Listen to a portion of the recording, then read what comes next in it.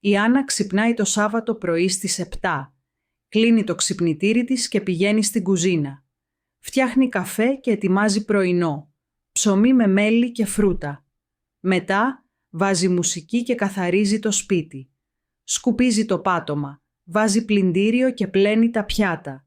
Στις 10 παίρνει το ποδήλατό της και πηγαίνει στο πάρκο. Εκεί συναντάει την φίλη της τη Μαρία. Μαζί κάνουνε βόλτα και μιλάνε για τη δουλειά και τα σχέδιά τους. Το απόγευμα η Άννα πηγαίνει στο σούπερ μάρκετ. Αγοράζει λαχανικά, κρέας και χυμό πορτοκάλι.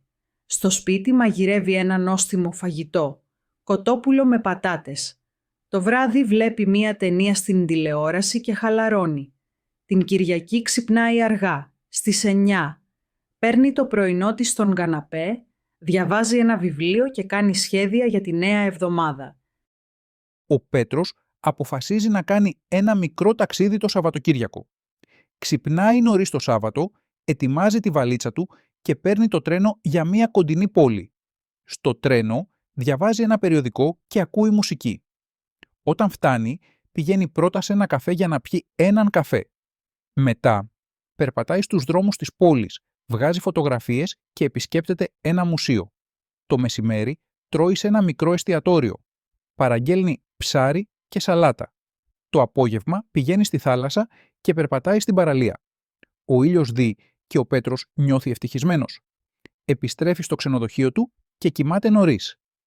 Την Κυριακή επισκέπτεται ένα κάστρο και αγοράζει αναμνηστικά για τους φίλους του. Η Μαρία ετοιμάζει μία έκπληξη για τον αδερφό της, τον Γιώργο, που έχει γενέθλια. Το πρωί φτιάχνει μία τούρτα σοκολάτας και διακοσμεί το σαλόνι με μπαλόνια. Στις 5 το απόγευμα έρχονται οι φίλοι του Γιώργου. Όταν ο Γιώργος μπαίνει στο σπίτι, όλοι φωνάζουν «Χρόνια πολλά!». Ο Γιώργος χαμογελάει και λέει «Δεν το περίμενα αυτό. Ευχαριστώ». Η Μαρία σερβίρει την τούρτα και όλοι τραγουδάνε το τραγούδι των γενεθλίων. Μετά παίζουν παιχνίδια, χορεύουν και βγάζουν φωτογραφίες. Το βράδυ ο Γιώργος λέει στη Μαρία «Ήταν τα καλύτερα γενέθλια που είχα ποτέ». Ο Δημήτρης ξεκινάει την πρώτη του δουλειά σε ένα κατάστημα ρούχων. Ξυπνάει στις 6 το πρωί, ντύνεται, τρώει γρήγορα πρωινό και παίρνει το λεωφορείο.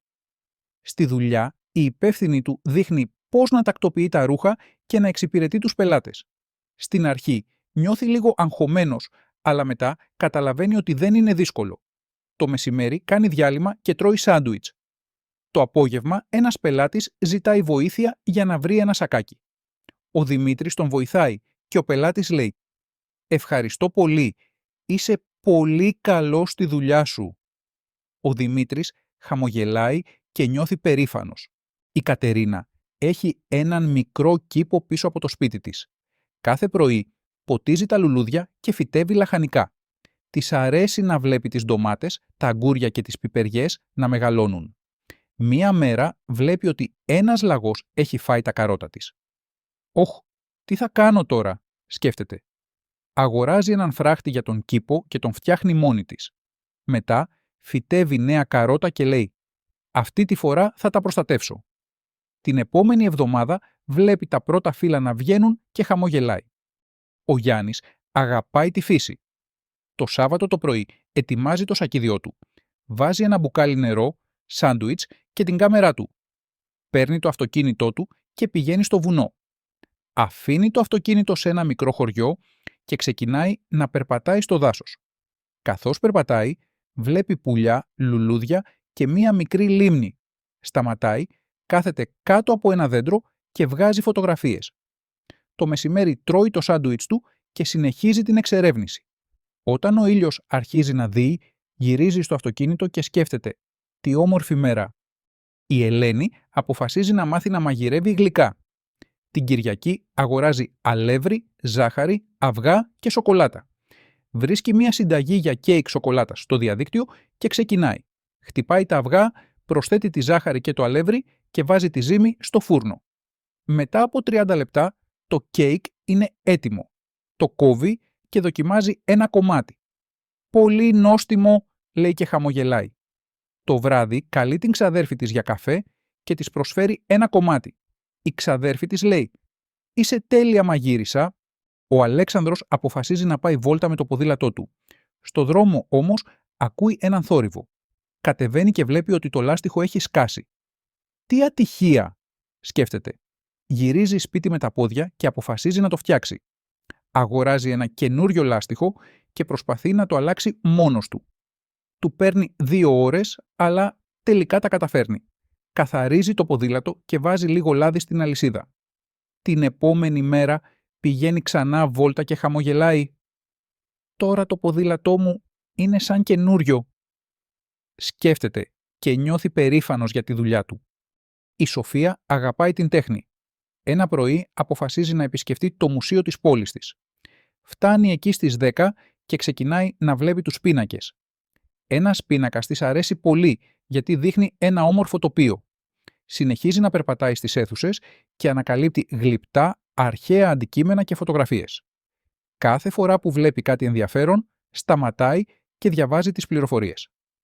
Στο τέλος της επίσκεψης, πηγαίνει στο πολιτήριο του μουσείου και αγοράζει μία κάρτ ποστάλ με τον αγαπημένο της πίνακα. Την κρεμάει στο γραφείο της και λέει «Θα επιστρέψω στο μουσείο σύντομα». Την επόμενη εβδομάδα αποφασίζει να πάρει μαζί της και μία φίλη της.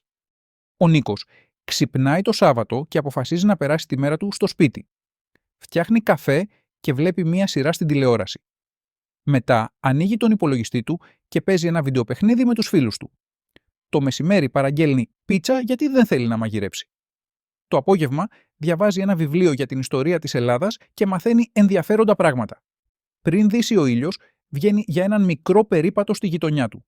Το βράδυ τηλεφωνεί στη γιαγιά του και μιλάνε για 1 ώρα. Πριν κοιμηθεί, σκέφτεται. Ήταν μια χαλαρή και όμορφη μέρα. Αύριο θα πάω μια μεγάλη βόλτα στο πάρκο. Η Κατερίνα περπατάει στο πάρκο όταν βλέπει έναν σκύλο μόνο του. Ο σκύλος είναι μικρός και φοβισμένος. Η Κατερίνα τον πλησιάζει και βλέπει ότι δεν έχει λουρί. Πρέπει να βρω τον ιδιοκτήτη του, σκέφτεται. Παίρνει τον σκύλο στο σπίτι της και του δίνει φαγητό και νερό. Τον βάζει σε μια κουβέρτα και τον χαϊδεύει για να νιώσει ασφάλεια. Το επόμενο πρωί πηγαίνει στο κτηνίατρο. Ο κτηνίατρος βρίσκει το όνομα και το τηλέφωνο του ιδιοκτήτη. Ο ιδιοκτήτης ευχαριστεί την Κατερίνα και λέει «Είσαι ένας άγγελος». Εκείνη χαμογελάει και σκέφτεται. Τελικά ήταν μια όμορφη εμπειρία. Η Μαρίνα λατρεύει τη θάλασσα. Την Κυριακή πρωί φοράει το μαγιό της, παίρνει την τσάντα της και πηγαίνει στην παραλία. Απλώνει την πετσέτα της, βάζει αντιλιακό και μπαίνει στο νερό. Μετά το μπάνιο αγοράζει παγωτό και διαβάζει ένα περιοδικό. Το απόγευμα κάνει μία μεγάλη βόλτα δίπλα στη θάλασσα. Συναντάει έναν παλιό της φίλο και συζητάνε για ώρες. Πριν φύγει, βγάζει φωτογραφίες του ηλιοβασιλέματος και λέει «Αυτή ήταν η καλύτερη μέρα μου». Όταν φτάνει σπίτι, σχεδιάζει να επισκεφτεί και άλλες παραλίες το καλοκαίρι. Ο Μάριος έχει ένα παλιό ρολόι που δεν δουλεύει. Αποφασίζει να το φτιάξει μόνος του. Αγοράζει εργαλεία και διαβάζει οδηγίες στο διαδίκτυο. Του παίρνει 3 ώρες, αλλά στο τέλος το ρολόι λειτουργεί ξανά. «Πολύ καλά», λέει ο Μάριος. Φοράει το ρολόι στο χέρι του και το δείχνει στους φίλους του. Εκείνοι τον συγχαίρουν και λένε «Είσαι πολύ ταλαντούχος». Την επόμενη μέρα αποφασίζει να φτιάξει και άλλα παλιά αντικείμενα στο σπίτι του. Νιώθει χαρούμενος που μπορεί να επισκευάζει πράγματα μόνος του. Η Άννα αγοράζει ένα καινούριο βιβλίο, το ξεκινάει το βράδυ και δεν μπορεί να σταματήσει. Διαβάζει 100 σελίδες σε 1 μέρα. Η ιστορία είναι τόσο ενδιαφέρουσα που νιώθει σαν να ζει μέσα στο βιβλίο. Το Σαββατοκύριακο το τελειώνει και λέει «Αυτό είναι το καλύτερο βιβλίο που έχω διαβάσει ποτέ». Αποφασίζει να αγοράσει και άλλα βιβλία από τον ίδιο συγγραφέα. Συζητάει την ιστορία με μία φίλη της, η οποία επίσης αγαπάει το διάβασμα. Στο τέλος, σκέφτονται να ξεκινήσουν μία μικρή λέσχη ανάγνωσης. Ο Ανδρέας αγαπάει το ποδόσφαιρο. Κάθε Σάββατο πηγαίνει στο γήπεδο με τους φίλους του. Παίζουν για 2 ώρες και μετά πηγαίνουν για καφέ. Ένα Σάββατο ο Ανδρέας πετυχαίνει 3 γκολ και όλοι τον χειροκροτούν. «Είσαι ο καλύτερος παίκτης μας», του λένε. Ο Ανδρέας γελάει και λέει «Ήταν η τυχερή μου μέρα». Το βράδυ μιλάει με την οικογένειά του για το παιχνίδι και τους δείχνει βίντεο από τα γκολ του. Ονειρεύεται ότι μία μέρα θα παίξει σε μία μεγάλη ομάδα.